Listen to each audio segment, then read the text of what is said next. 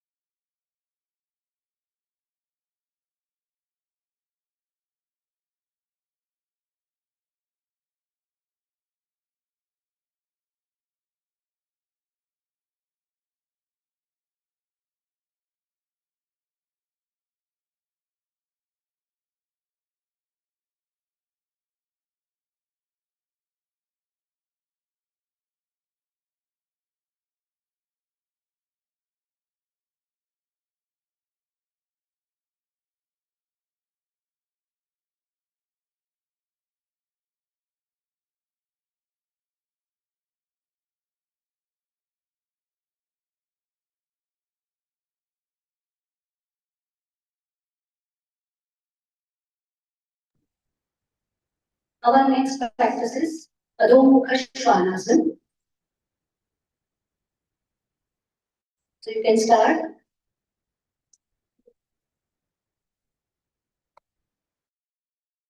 This asana gives stretch to entire body, including arms, legs, and spine. It encourages self-reflection and self-awareness, calms body and mind, and prepares for meditation. This asana symbolizes groundedness, connection to the earth, and stability, representing growth and expansion, offers a new perspective. Sorry, interrupt. Mic में अंदर कुछ ऐसे करना उसके अंदर बोलना. If mic man is there, please come near the dais.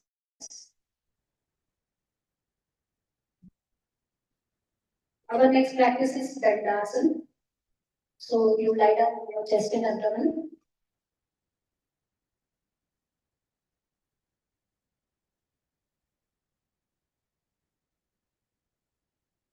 Yes, you can start now. So Dandasana gives backward bend to our spine. It improves respiration, digestion, and excretions, and helps from thyroid glands. This pose requires focus and attention, encouraging mindfulness and presence in the moment. So instead of living in the past or thinking about future, we should enjoy the present moment.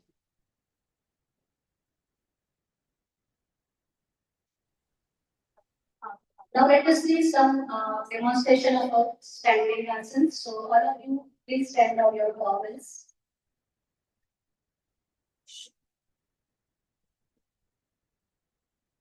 So the first asana we'll see, that is balancing asana, Vrikshasana.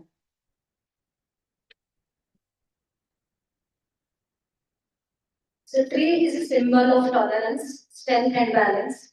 Even though they face natural disturbances like storm, heavy rain, they stand tall and give shelter. Similarly, yoga guides us to be strong and firm in our approach in difficult situations. This improves focus and concentration and affects our mind and nervous system.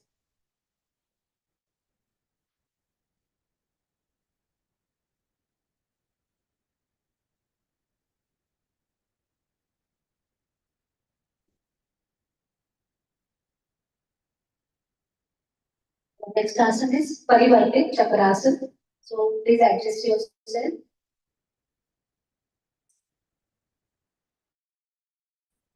Let's start. Now this asana gives lateral bend to our spine, increased flexibility of the spine, increased lung capacity, which helps to reduce breathing problems. It's a preventive practice against tuberculosis. It also helps to navigate life's challenges, which helps us to face the obstacles in personal as well as in professional life, where there is a need to make deadlines and get things done in a short period of time. Yoga helps in following a calm approach by handling these stressful situations. In Bhagavad Gita, Lord Krishna says, Yoga Karmasu Kaushalam, meaning yoga is a skillfulness in action. Our next practice is Trikonasana, which is said, start. Now, this asana gives stretch and twist to the spine, which helps to stimulate thyroid glands. It can help to balance emotions and promote sense of well-being. It can help ground and stabilize the body, mind, and improve decision making.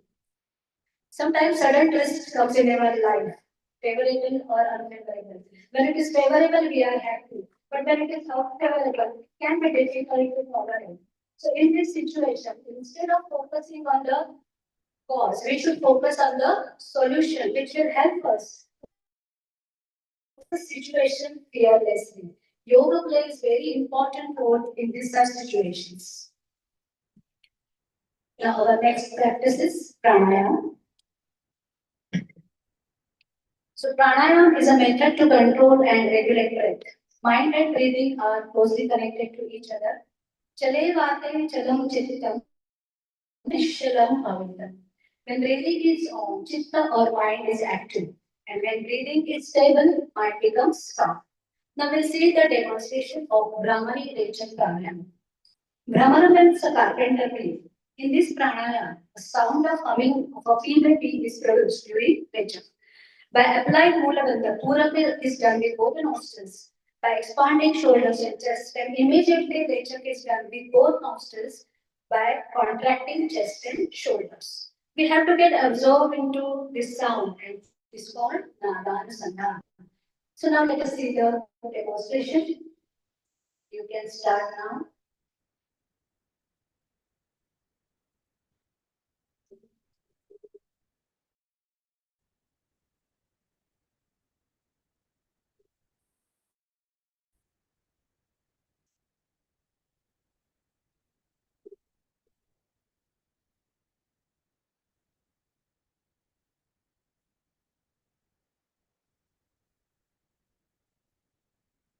Last one.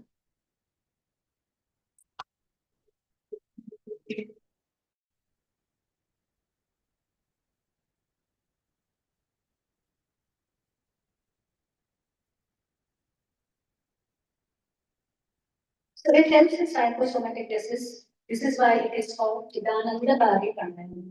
It is masterful to relieve sleep. It also helps in respiration, digestion, circulation, etc. By describing the effects of pranayama, it is said in Sadhana Padam Patanjali Yoga Sutra, Tatah Kshiyate Prakasha Varnam, meaning pranayama removes the covering over the light of knowledge and dharanasu yogyata manasa, meaning it makes the mind suitable for dharana, that is fixing the mind on some subject. Now our last practice is Omkara Sadhana. It's a meditative practice. It's a well-known mantra. Om means sign or symbol of Purusha Vishesha or Ishvara and is called Pranama. According to Maharshi Patanjali, chanting of Om should be done with realization of its meaning. That is, Tat Japa Tadartha Bhavana. For chanting of Om, inhale by expanding abdomen, chest and shoulder, and chant melodious sound of Omkar while exhaling, by relaxing abdomen, chest, shoulders respectively. Now let us see the demonstration. Let's start.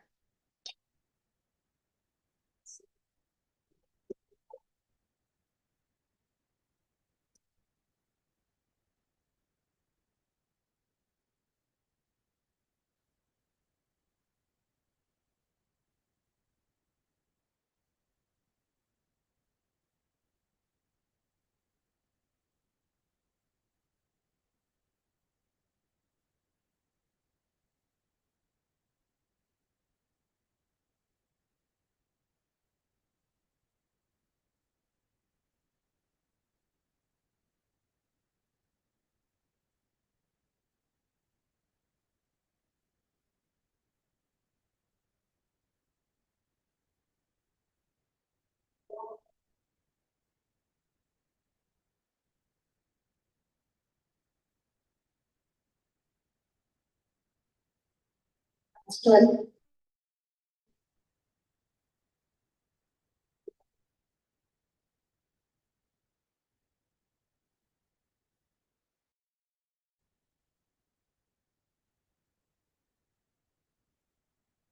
So Omkarasana improves respiratory function, regulates blood pressure, reduces stress and anxiety, promotes spiritual growth. Now, in addition to above practices for wellness and wisdom, we should also follow Yama and Niyama of Ashtanga Yoga. By incorporating these principles in our life, we can experience a more balanced, fulfilling, and meaningful life. Our Ahar, Vihar, Vishranti are also important pillars for our health. We should have proper Ahar, regular physical exercise, walk, proper rest, and sleep. We should follow yoga as a way of life, but not just merely a mere New Year resolution. We should start our journey on the path of yoga slowly and gradually. As we all know, slow and steady wins the race.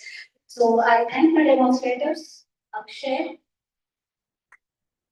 Aarti, Raksha, Aniketa, Anamika, Ashwini, and Om. And that's all for today. Thank you very much.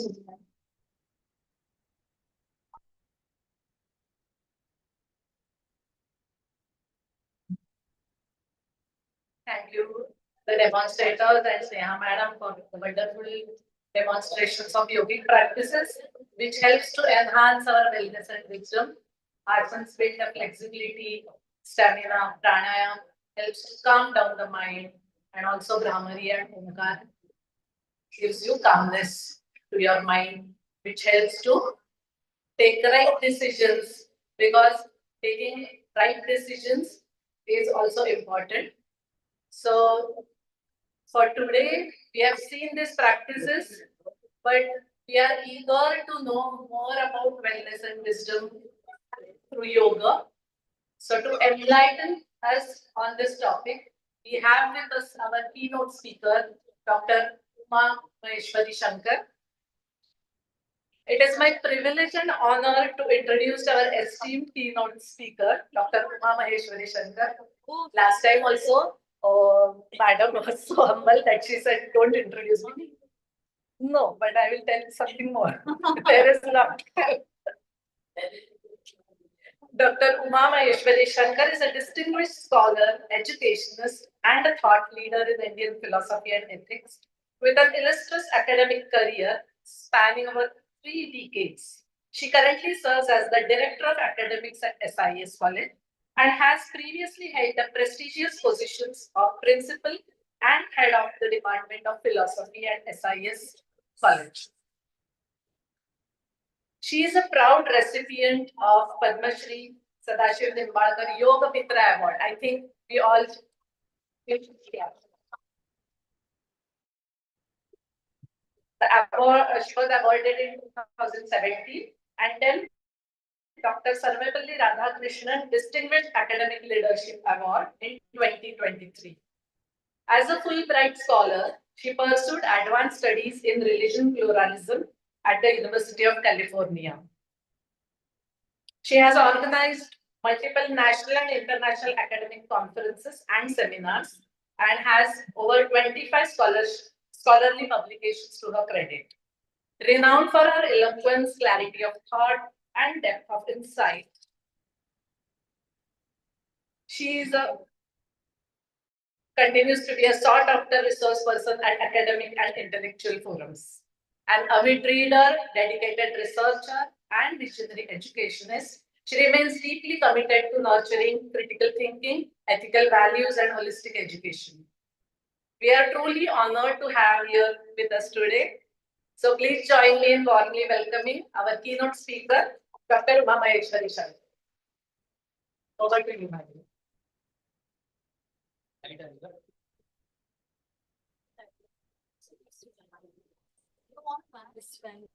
Okay, okay. I start stretching more when I talk. Shall I open it? You know, take Shankar. It's okay. This is.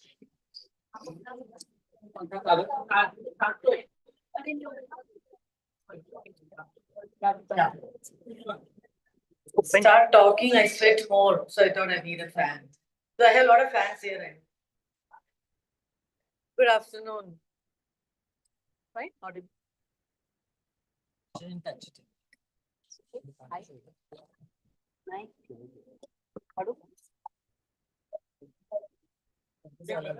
नहीं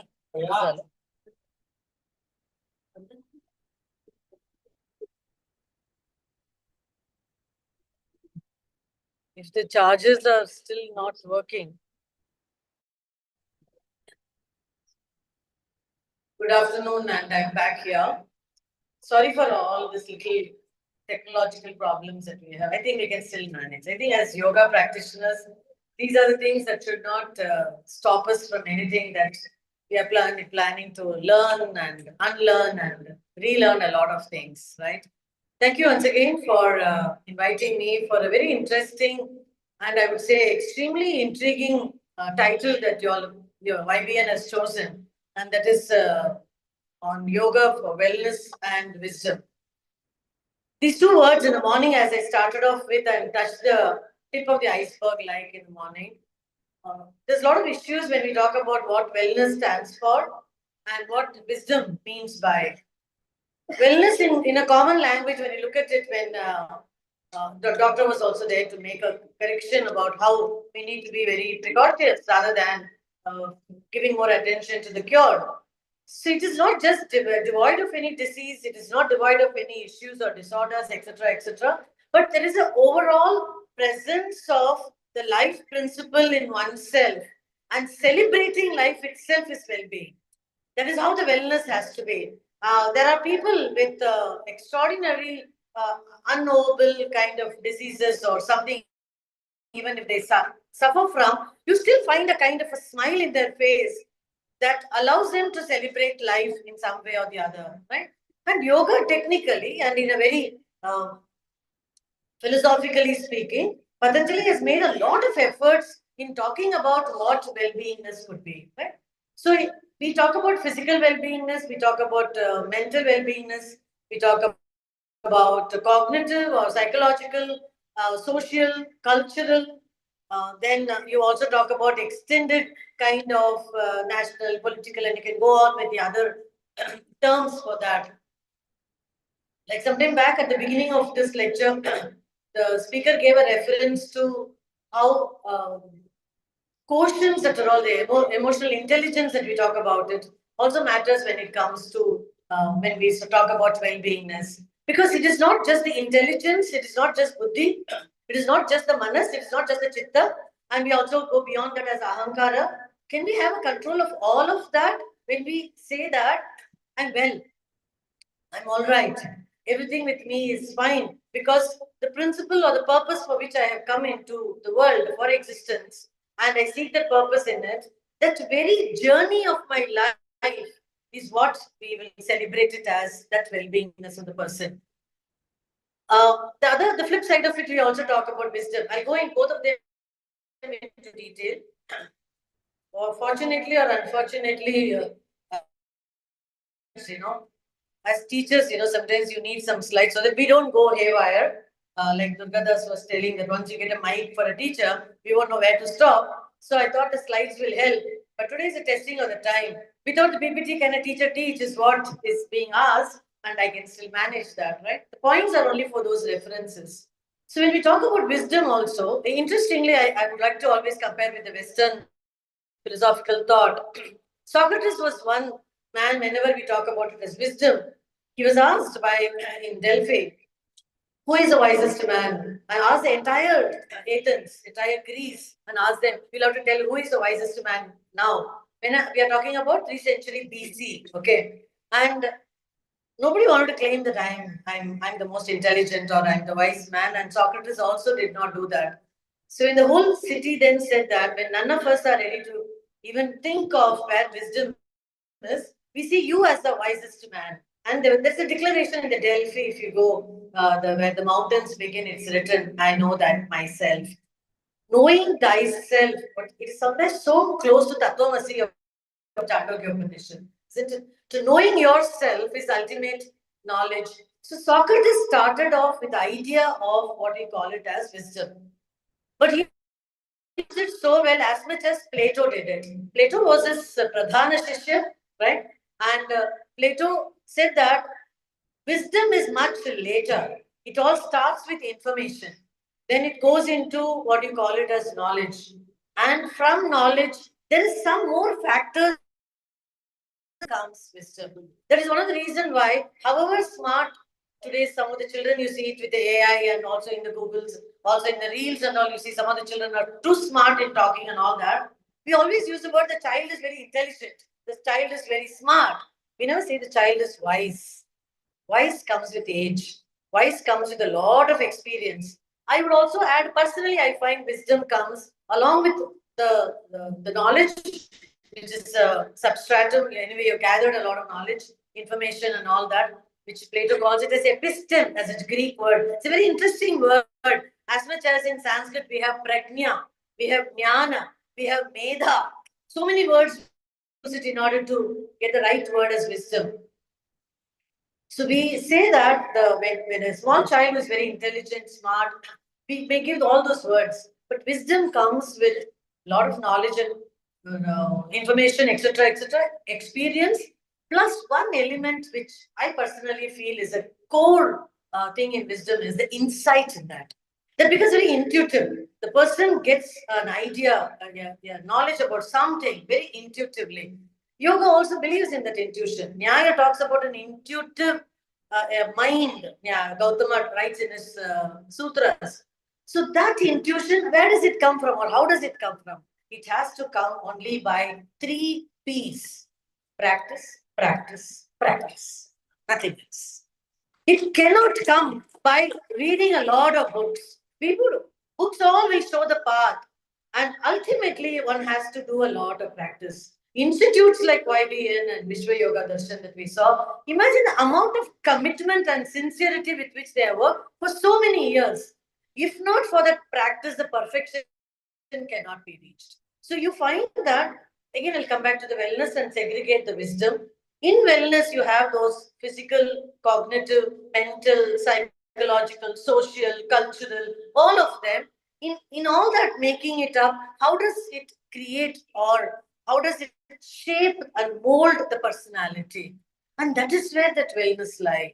A person, the Sanskrit word for the well-being, it's a very beautiful term. Hita, it is called. Hita, Loka Hita, we talk about. Yoga Kshema, we talk about it. The Kshema and Hita and all, we can never get an equivalent English word for it. It's so difficult because it contains much more a well-beingness of it. Shankara, I cannot anytime stop without quoting Shankara in my talk, isn't it?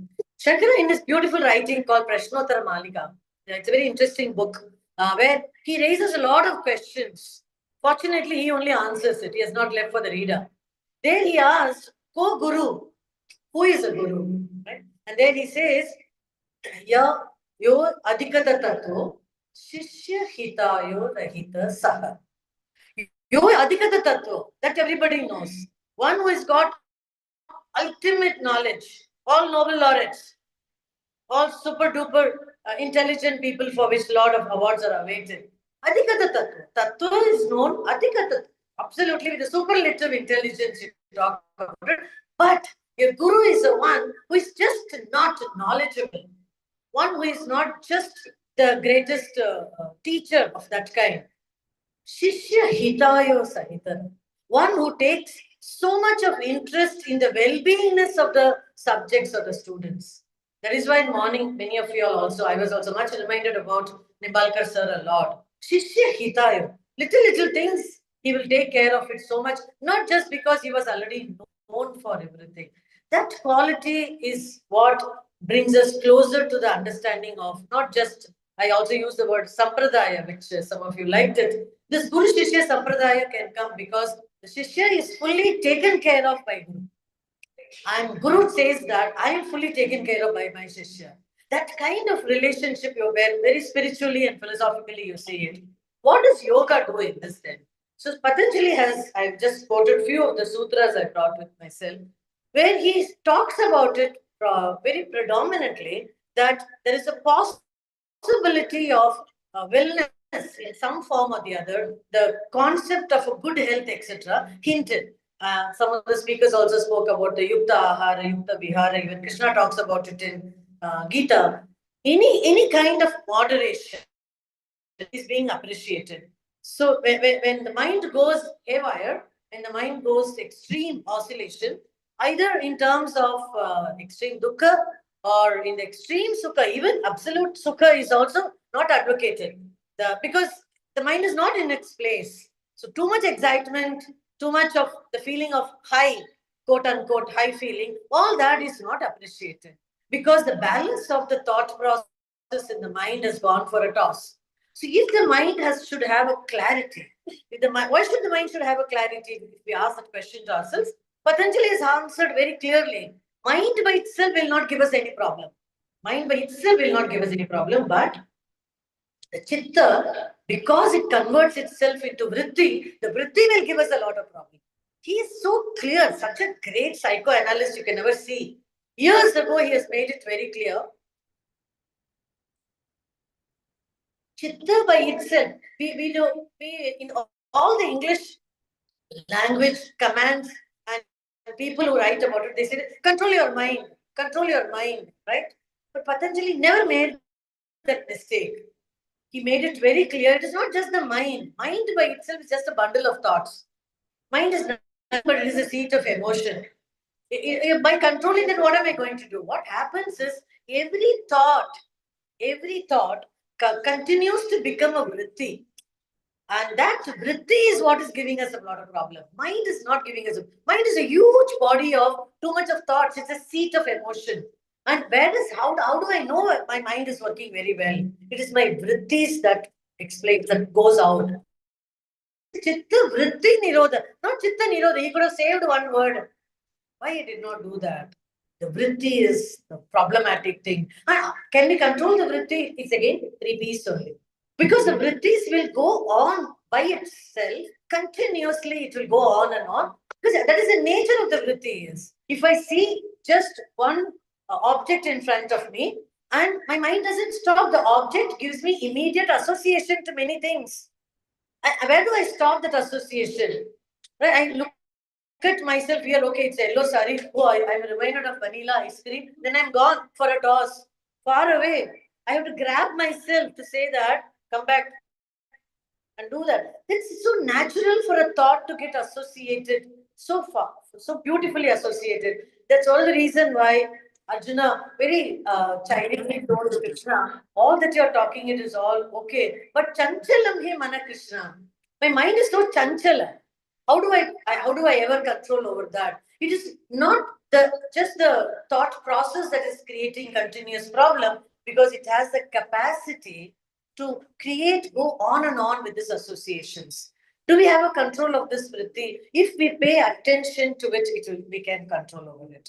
What is the reason of it is we have to be in the present to have the best wellness. The wellness can be defined only when we are in now. When we are in the now, meaning that not that my past is going to be of waste or the past is going to be of no help to me. Definitely, I have learned a lot of things from the past. It's going to help me out. So those things I will be using it. Interestingly, even if you look today, am I a product of what? I'm a product of my time. I'm a product of what I learned from a lot of my gurus. I'm a product of my upbringing in the family. I'm a product of this socio-cultural, geographical, societal, communal, national background from which I come from. So the words are bubbling so much around me that I am molded and transformed each in such a way that I am what I am today is not exclusively or isolated from all these things. Can we ever isolate ourselves? It is so impossible. So we are a conglomeration, a mixture, a kind of a confluence of all these things put together. And therefore, my every thought is a product of my time, of my upbringing, my knowledge, my understanding, my misunderstanding. my insight, my stupidity, my thought process, my idiocentricity. All of them come together. Not at all times our thoughts are great. Many a time we wonder after that, I shouldn't have spoken like that. I shouldn't have thought like that. Or I shouldn't have acted like that. Invariably, we do it posthumously, much later when the whole thing is over. So, well being, when you look at it, the entire understanding of good health, if all these processes have to be together, physical, cognitive, mental, and all of that, the living movement of us should be graciously accepted in such a way that I do not crib or I do not complain about the things around me, but I'm going to just manage with that. Once, Swami Chinmayananda said that when a student went to him and asked, what is the difference between like and love? All these youngsters will also should know. What is the difference between like and love? He said I was a student at that time, so when we attended the talk, that's why I'm able to recall it. He said that when you say that you like somebody or you like something, it is always because of. I like because the person is nice. I like because the food is good. I like this hotel. I like this place. I like the sari. I like this book. Because hundreds of things can follow it up after because. But when you say when you love somebody, it is in spite of.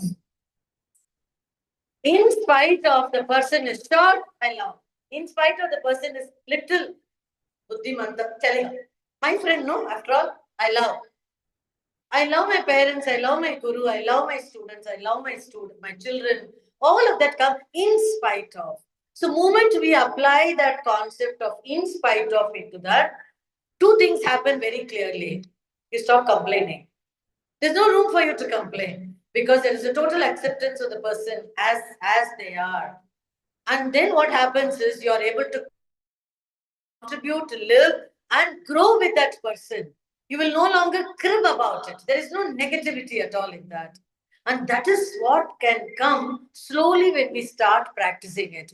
Both in the morning and in the now when we had those demonstrations, those instructors were very clear in telling them to settle themselves with the thoughts, settle themselves in the position where they are. Sukham, Stiram, Asana is what Patanjali has said. Is every moment are we experiencing that Stiram, that Sukham? Are we experiencing it? Unless we pause, wait, listen, and then do it, every asana that we try to do so will become very meaningful. So, wellness is a very, very loaded term, I would say, and it contains, medically speaking, it has got 100 definition with doctor will agree a lot, so much about it, every part of the body and all that. What is most fascinating thing is what made me very curious about it when I started understanding the word wellness is some of the people who are all extraordinary, like the great monks and realized Jivan Muktas, Parivrajakas. At least two people come to my mind now because suddenly it came to my thought. Is Ramakrishna Paramahamsa, Bhagavan Ramana Maharshi. If at least two examples we say, if you look at their lives now, 100 years, 1950, Ramana passed away. In 1889, Ramakrishna passed away. So in this last, now when we are standing back after their life is over, and you look at their lives, if you ask them, did they suffer a lot? Yes, both of them suffered from cancer, where cancer itself was not very well defined. Thakur was suffering from throat cancer, and he was not able to talk. He was always in an ecstatic state when songs were sung. And when people said that you take rest because you are suffering, he said, who is suffering? I'm having pain, but I'm not suffering. That is the difference between the physical and the psychological or cognitive pain that we talk about. Physical pain, if I hurt myself, my bone is broken, there is blood oozing, my body will pain because all these cells are giving me sensation to the brain. Shut up, don't walk, you got hurt, now sit down. It will give me instruction. But suffering is, I got hurt, but I can still smile. Who can stop me from smiling? That is, so you never found Thakur telling anybody, including Vivekananda for that matter, that I'm suffering. So don't allow Shishyas to come near me or don't have satsang. He never said, I'm not at all suffering. So suffering is so much attached to the mind to psychological, to the cognitive side of it. But he said, yes, pain is there because it is at the physical level. There is a growth in my throat. I can't eat. I can't swallow. I can't speak. That nobody denied it. They were not flaunting science. They were not doing that. Similarly, was Ramana when he had what they call it as unusual cancer growth on his left arm. And when he got it, coma, it was called sarcoma, it was called. He said that it is a beautiful sunflower that is grown on my left hand. Sunflower. It is blonde, full blonde. And these doctors want to cut it. And 4 times they did surgical operation on his arm. When the operation is going on, even some local anesthesia, whatever was given, he was reading a newspaper. He was not just bothered about it. So again, he said that pain is there. Yes, I have pain because all these cells are down. They are dead. Therefore, I'm having pain. But I'm not suffering. I can still smile. I can still compose. People can come and talk to me. All this is still possible. So you find the examples of these people can give us a clear understanding of what they stood for as that wellness. That wellness, I think, morning, I think Dr. only said about Anand, the concept of it.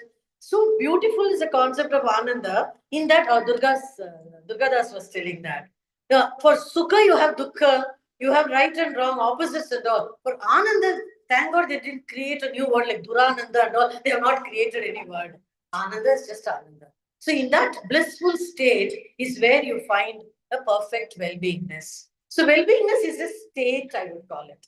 It's a state because where there is no sense of asking for you for a better system, a better tips that you want to do it for any one of the arms or the parts of the body. It is not an anatomical problem that you talk about it and therefore you're asking for it. That is not so. Right? Wisdom. In wisdom, as I was talking to you about the type of knowledge and what the Westerners talk about it, Patanjali made a very interesting comment on it. Sorry, I need to open because few by 10 slides I got it. At least a sutra number I can say. You people are far more superior, knowledgeable in quoting the Yoga Sutra far better. But still, I thought I will talk about it where he has made a clear-cut understanding of these words. What is very interesting is knowledge can come by various means. So we talk about bookish knowledge, we talk about learning with a guru, doing pariprashrina sevaya is what Krishna tells in the Gita. You need to do not only just seva, ask questions. No learning is ever complete if you directly take it. It has to be counter question. And that is how the process of learning can come. So wisdom can dawn only when you think that you are able to learn something, and in the process of it, you are also relearn or put it across differently. And that is one of the reasons why you have so many ways of interpreting even a particular text. It's also mind-boggling when you listen to commentaries on Brahma Sutra or Upanishads or Gita, all that, where you will find that different commentaries written for the same subject. Why is it people have taken so much of trouble then? So you will know that the text is the same. Text is not changed. But where I stand by and look at the text varies. As I told just few minutes back, I stand here meaning I carry with myself this entire load of my upbringing, my knowledge, my understanding, my misunderstanding, all the things that I got with my society, my people, all that comes together in my very understanding. So that is what makes me knowledgeable or understanding a particular principle, etc. So when a person writes a commentary on a book, the person writes it because he finds that I can also add value to that, or I can interpret it differently, and that shows the power of the text. Power of the text is important. Why today also, after centuries longer, what we have done, we are still Patanjali's Yoga Sutra. Why? Power of the text. Each sutra can even now give us a different meaning, a new understanding to it. It reveals, as it were. If you keep chanting those sutras again and again, it reveals. There is a revelation that happens. And that is possible because the books have been so powerful. Iyengar, in one of his writings in the book, he says that yoga does not just change the way we see things. It transforms the person who sees it. So it is not the object. It is the objects will remain the same in front of you. The text will remain the same. The course will remain the same. But one who sees it will undergo a lot of transformation, and that transformation is brought by yoga. And therefore, yoga is necessary. And there is a need for it when we talk about understand and do things without understanding it. Vasana, whether it is a pranayama, whether it is a dharana, dhyana, or a pratyahara, in all technical or understanding of the words theoretically is one thing, which is so easy to get it now, all the more with AI and ChatGPT and all that. But it is never a substitute when, unless you realize it for yourself, what is told in that. So Patanjali has said it and gone long ago. But the text is in front of us. That word is in front of us. Unless I experience that word, the word doesn't become complete.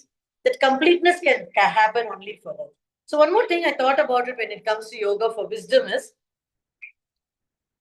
somewhere there is a mention about it when I look at the wisdom can become fruitified when I look at myself as a Sakshi Bhava, as one who is at the back. So Sankhya, if you look at it, talks about, I'm not going into the Prakriti Purusha and all that, that conscious principle which is at the back of it is a witness to everything that happens it.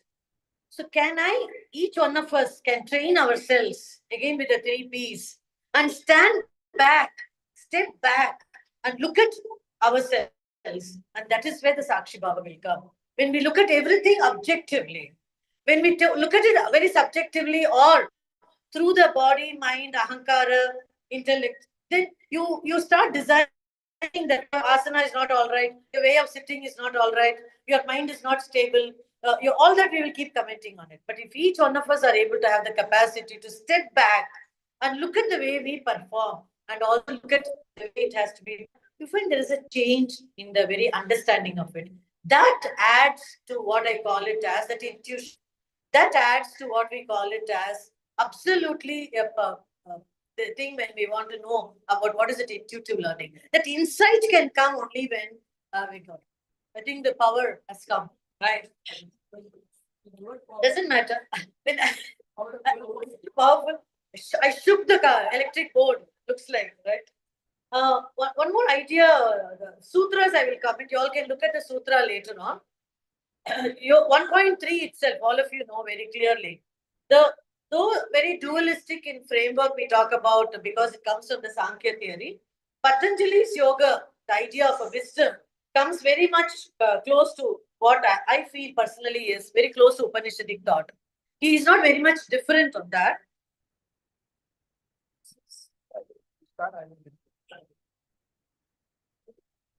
If anybody wants to know about when we want to talk about wisdom in where particularly Patanjali has used it, what comes to our mind usually for any of the yoga practitioners, Viveka Khyati, isn't it? So where does this Viveka word come from? And how do you practice Viveka? Shankara uses it very beautifully, and that is one of the reasons why he says that even if you have the entire world at your disposal and you're ready for liberation, it has to begin with Viveka Buddhi only. Unless there is Viveka, unless there is a discrimination. Now, where do we make discrimination? Discrimination could be between right, wrong, good, bad, incorrect, correct, incorrect, and all of that. Are we practicing Viveka every day, every moment, in everything? That is an acid test for us. If our well-being is good, our Viveka Buddhi will be good. That is a connect you can see. Once Viveka Buddhi is good, then Khyati, the knowledge that we talk about it, becomes much easier. So he says, Viveka Khyati Hano Payana. What is here Hana? What are all the things which are all not wanted, which are all going to be hanikara, which are all not beneficial to him? He says, it has to be an uninterrupted discrimination we must have. I cannot say 9 to 10 o'clock in the morning I have Viveka Buddhi. Afternoon, don't ask. Evening, aviveka. Totally. It cannot be like that. We cannot have either a proxy nor these kind of, Shankara himself uses the word in modern language, it is called as installment.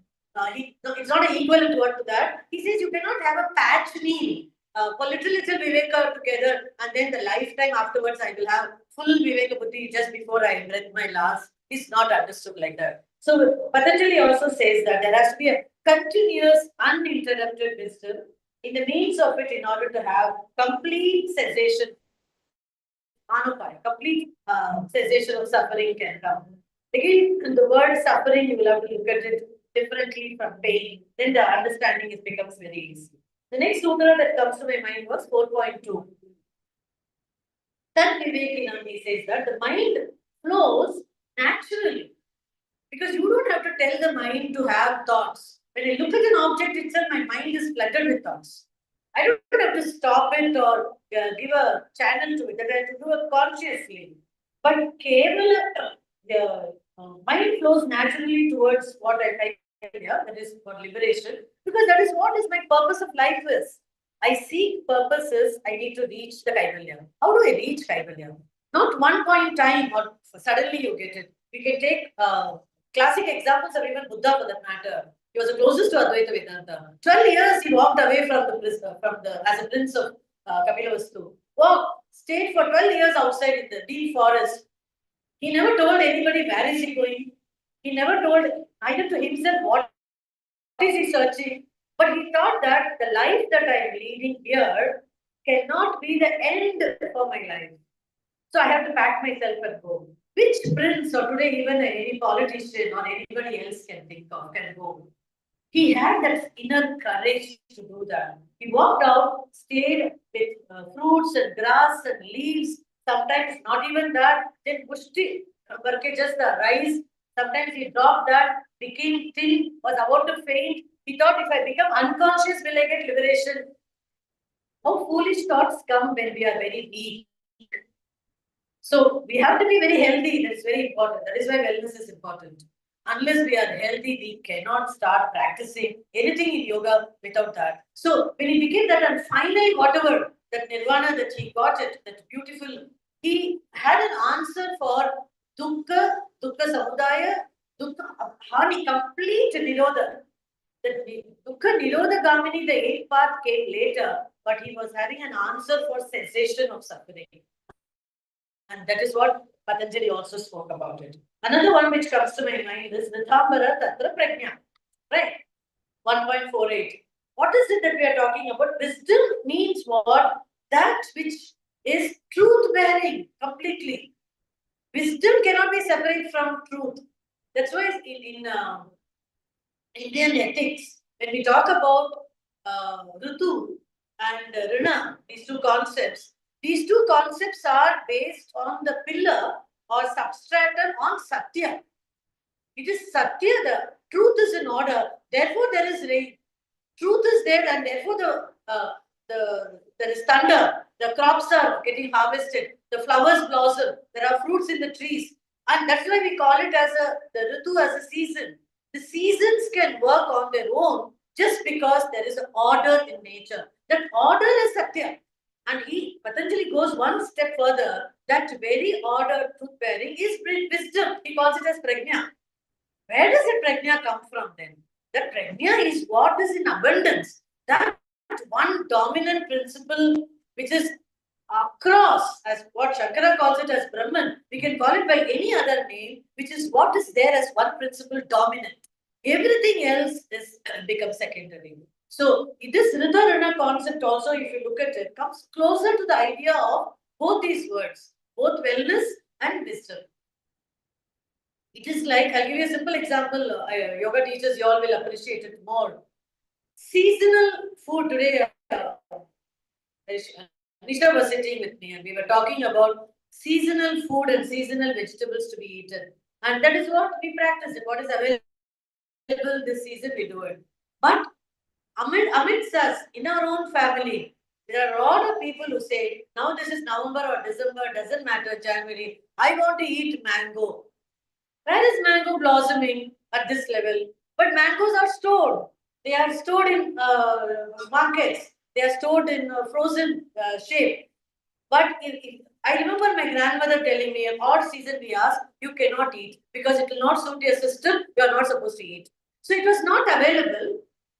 The asha may be there, the desire to eat may be there, because you would have seen a picture of a mango in your book. You felt like eating a mango, but it was not a season, not available, not procured, so it was not bought. But today you have the facility to get a mango even in an unseasonal manner, and we eat it, and immediately it is not going to create any problem. But we know very well that it is going to be hani, what we told earlier. Somewhere or the other, we are the ones who are capable of giving good health to the body, but we are also the same one who we become slave to our own temptations and our own misunderstanding of this, and we lose our health. So well-being takes completely a different shape altogether. One more example I give: Shruta, Mana, Prajna, Abhyamanya, Vishaya, Vishesha, Arthavan. Again, you go 1.49, the last sutra in the Samadhi Pada. Patanjali is very clear. He says the wisdom has to be different from knowledge. That's why he started with what Plato said. He says epistem is knowledge. Wisdom is different. Because my master was wise, he said. He never included himself. Plato never included himself. He said, my master was wise because Socrates stood for wisdom.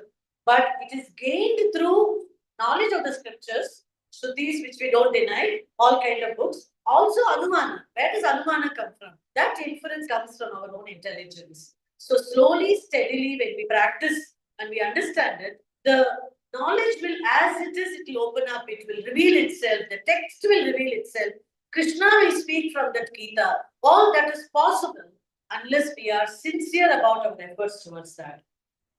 Then I also thought of one more. Yoga, Anga, Anushtana, Ashuddhihi, Kshaye, Jnana, Deeptihi. Jnana, Deepti, Viveka, Kyati come together, isn't it? Aviveka, Kyati, 2.28.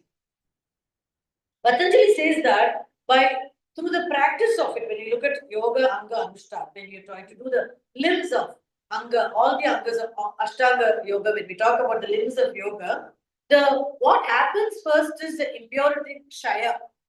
The impurities is where, not in the physical body, we have a nice bath and then come and sit down to yoga. The impurities is purely in the mind. Simple water can clear the mind. But we also need a lot of detergent. We also need a lot of Ariel and Surf Excel to clear the dirt in the mind. For that, you need to have another set of things that we need to practice it. It could be mantra, it could be japa, it could be upavasa, it could be pilgrimage, it could be all the other rituals. But all of them, we may need it in order to cleanse the mind. By cleaning the mind, we are cleaning the vrittis. The vrittis will go away, and thereby the mind will shine more as an intellect, because it has the capacity to do that. So he says that Jnana Deepti, it's a shine, it is the light of knowledge that you can think of, where the wisdom will lead to that discrimination. So discriminative knowledge plus experience plus intuition plus insight is equal to wisdom. That is how the wisdom comes into. And yoga propagates that. Over a period of time, one may get it, but it is essential because that should be the goal of it. For one who is completely free from all kind of desire, then it becomes much easier. The whole of Gita in the Sankhya Yoga, Krishna harps this point continuously, that every desire of yours is so much, it can give rise to a lot of attachment and desirous to association, and thereby you will have more problems to it. So drop the desire. No, if we tell the same unquoted today in our lives, we may wonder, why should I stop my desire? It's like, why should I have, if I have a desire to come to IBN, why should I stop the desire to come to IBN? I can come, isn't it? Why should I not come? Problem is not there. The problem is, what does it leave behind, which becomes my attachment, my bondage, and thereby I'm not able to grow. That is one of the reasons why it is very interesting to note. Right in the second chapter, when Arjuna was harping so much, Kulakshay, Kridam, Tosham, Nritam, Chapatakam, Kulakshay, Pranashanti, Kuladharma, Shashwata, Dharme, Nashte, Kulam, Krishna. How much he gave knowledge to Krishna, what Dharma is, what is Kulakshaya, Dosha, all that he spoke about it. Krishna could have just told him, shut up, Arjuna. take the Gandiva, fight as an obedient cousin, friend, and now as a charioteer, if you had told Arjuna would have done it, he would have done it. But Krishna did not say that. Yatha ichchasi tatha kuru. What you feel like you do, which makes it very clear we are responsible for our action. Today, the Gita doesn't say that. Krishna told, therefore Arjuna took it. It was Arjuna's this. Look at the 18th chapter, 66th verse. Nashte mohe. He says, all my moha is gone. Absolutely, I am now clear. I am not clouded at all. What he spoke in the first Vishada Yoga, at the end of it, my whole smriti, everything has come back to my normalcy. The responsibility of owning up. If you own up your action, then Krishna says very clearly, Name Bhakta Pranashyati. My Bhakta will not die. My Bhakta will not destroy. My Bhakta will not go into dark place. I will protect them. That is the promise he gives it. But whom does he give the promise? He gives the promise to only those who are ready to take up their own karma and stand by their swadharma. That's where the duty comes. If we fail in our duty and keep on asking about what others are doing, what the world is doing, what the Prime Minister is doing, what these people are doing, none of them are actually working. I can sit and comment on it. But what is important is what is my duty? So individual swadharma is so important. That individual swadharma guarantees wellness and wisdom. I find these two words, it was by the time Vinod gave this title to me, I was going on and on how Gita builds it so beautifully between both of them. Both these words are so powerful, and I call both of them as a state.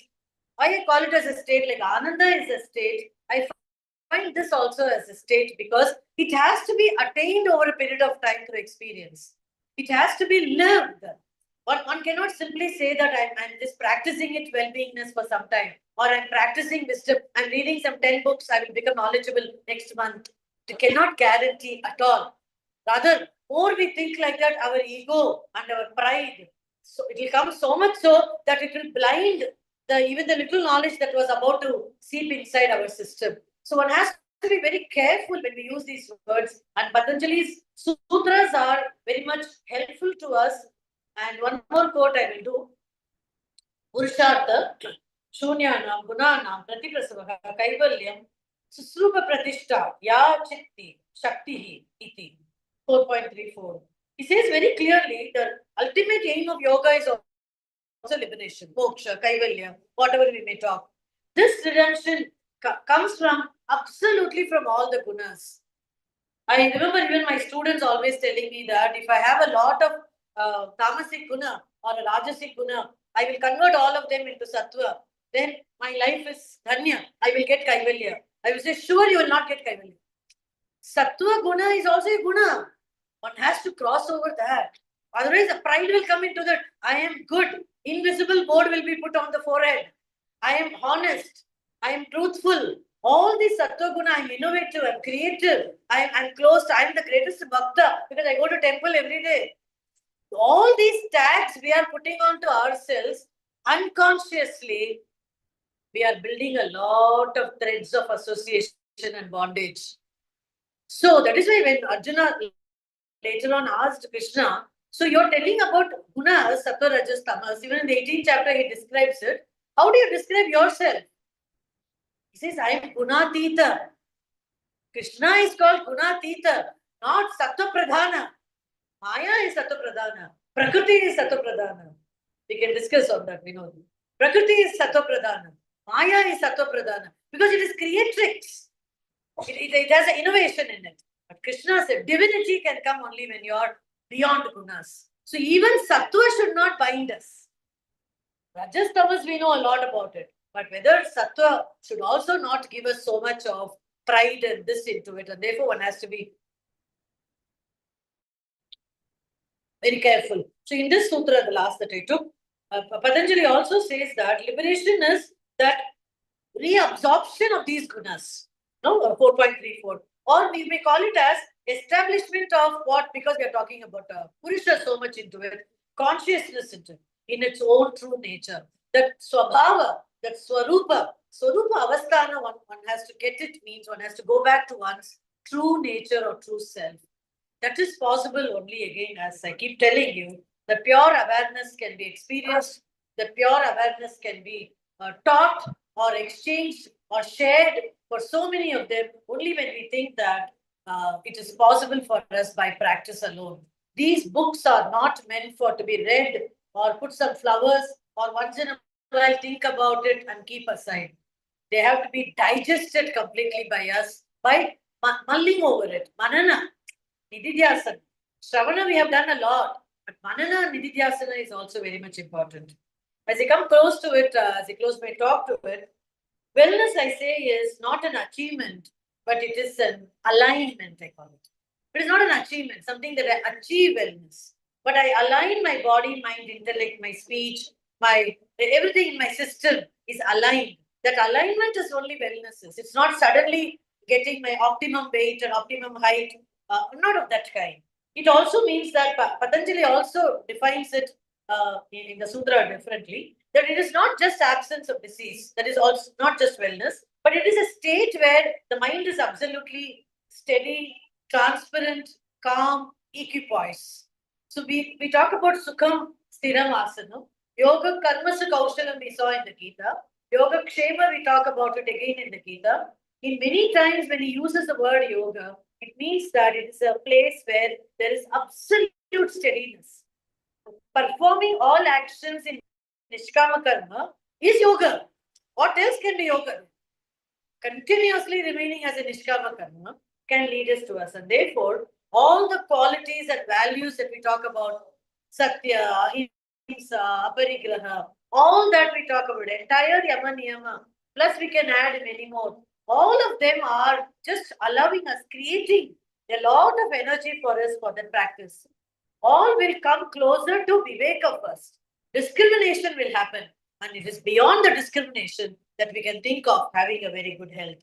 And this is what I mean by when inwardly, not externally. Externally, some people, when you look at them, you will tell them, you are looking so nice. The person will say, don't say that. I have got this disease, I got this disease, my blood pressure is like that, my sugar is like that. Looking at it tip top, well dressed, are you going to get carried away health and well-being by external features?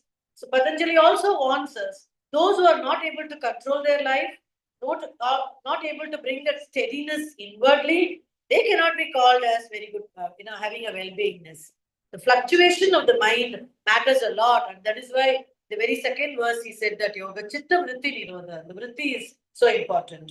So attention has to be given. Our take-home message must be, we have to be very attentive, alert, at all times. About what? First about ourselves, our mind, our body, our self-functioning, every bit of our own body is very important. And then the attention about our surrounding, that comes as a secondary thing. Second is simply, we must avoid excess in any matter. Ati dirghe kor avate, the Upanishad says. Anything dirgha is who enjoys it. Somebody is living 100, 120 years, somebody is there in Japan. What is the quality of life? Dignity of life is so much important. Anything excess, I'm not including, you all can include whatever you want, that is also not so good. And instead of continuously getting stimulations and temptations to act on it, we must start working on that which can bring balance to our inner body. Rather than stimulation, we can more concentrate on managing our inner self. Lastly, there are a lot of fragmentation with us, whether it is body, mind, intellect, or thoughts, our digestive system, or all this, they're all very fragmented. What is important is, how do we bring conscious integration of it? Whether there is a leg pain or my head pain or my stomach pain, how do I bring my diet, my water, my thought process, my reading, my sitting posture, all of them have to be aligned. This kind of bringing all of them together only then can guarantee what we call it as, what yoga brings it and makes it very clear that it has to be aligned with your system, aligned with the thoughts, and therefore the wellness can be guaranteed. Not necessarily every time when I say I don't have any disease, therefore I'm well, but we have to ask about, as somebody said, whether it is a physical or intellectual quotient, emotional quotient. Today people are all talking about social quotient and spiritual quotient also. All these are necessary when we bring in that kind of a divinity, presence of divinity all around us. This very attitude, when we develop it, I think wisdom shines. Wisdom shines as a lamp. In a dark room, as you enter, even with a small candle, we enter a dark room. The all darkness vanish by the single light. That is how it's called as a jyoti. It is a khyati. The wisdom is a light, and therefore one can immediately bring about so much of wealth as well as health to one and all. And that is what Patanjali wanted to convey through his so many sutras. I have just picked up 7 or 8 to bring in some kind of a re-understanding of yoga. Not that you're all doing a serious course on it, but a re-understanding of it, because the message has to be taken up in the right spirit, and that is so important for it. Thank you for the opportunity for yoga for wellness and wisdom.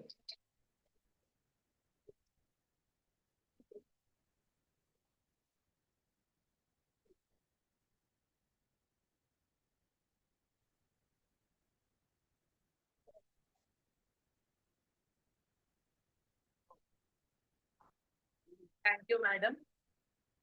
Thank you, madam, for re-understanding the yoga and giving you understanding to the Chitta Vritti Nirodha concept. Also, a well-being, all processes together keeps you fit and all moments graciously to be accepted. Also, the example of like and love is important in this social media age. What is like and what is the likes. So love in spite of and grow together with the person is very important to maintain the well-being also. Also, the example of Viveka Buddhi you gave, it is not a part-time job. It has to be followed 24/7. It is to be ingrained, imprinted in the mind. And about the take-home message you gave all to be attentive, alert all the time, attentive about your thoughts, emotions. It is very important. So I hope you all must have enjoyed the enlightening speech of Madam.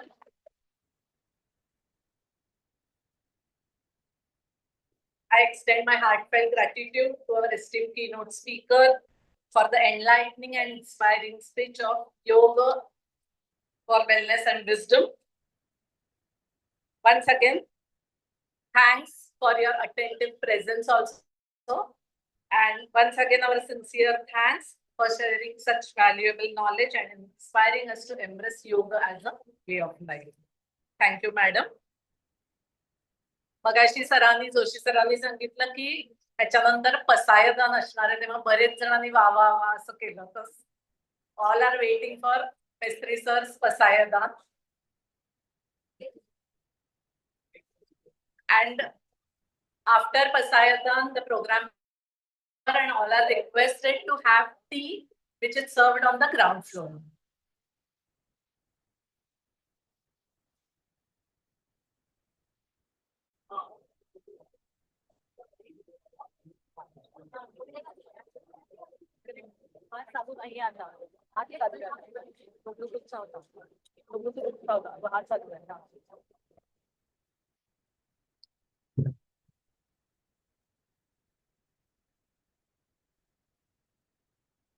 Over to Mestri sir for the soothing Pasayadan.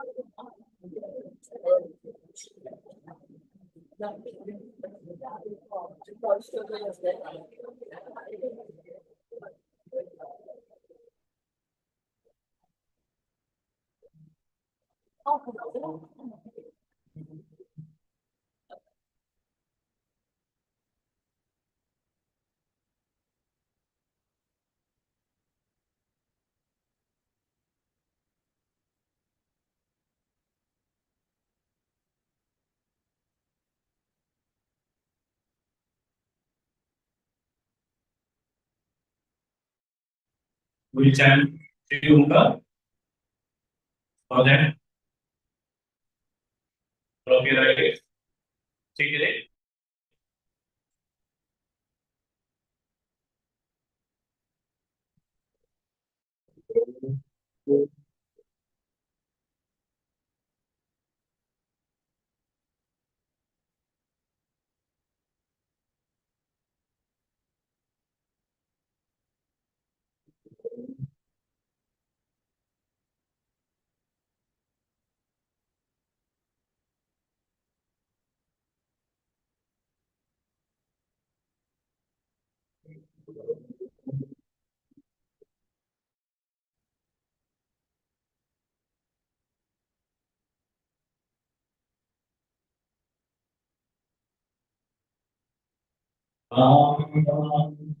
विश्वास के ये वाक्य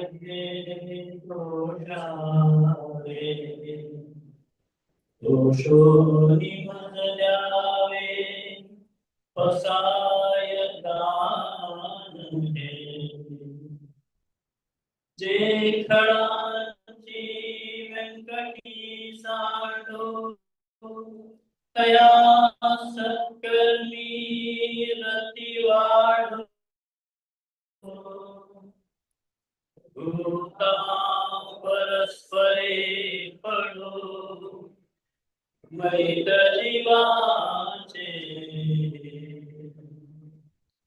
दुरिताचे तिमिर जाओ विश्वस्वधर्म सूर्ये बाहो जो देवांशी तो ते लाभो प्राणी वर्षत सकळ मंडळी ईश्वर निष्ठाची मांडी हवी अनवरत भूमंडळी भेटतो चला कल्पतरुचे आरव चेतना चिंतामणी बोलते जे हरण पीयूषाचे चंद्र में जे अलांछन मार्तंड जेता परी ते सर्वाती सदा सज्जन सोय रे मूर्ती दिव्यना सर्वसुखी पूर्ण होती होती वसिजो आदि पुरुषी अखंडितो आणि ग्रंथोपजीवी विशेषी लोकीये दृष्टा दृष्ट विजय भोवावे एक म्हणे श्री विश्वेश्वरा आहुरी अनुप्रसाद येणे वरी ज्ञान देव सुखिया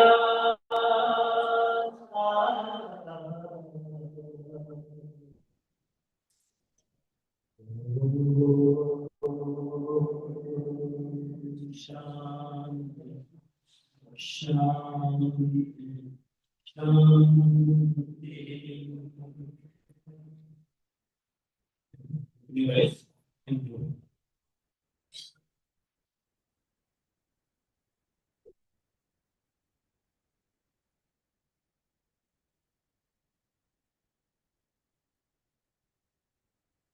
Everyone, we will end the meeting here. Bye. Bye bye. Bye bye. Thank you. Thank you.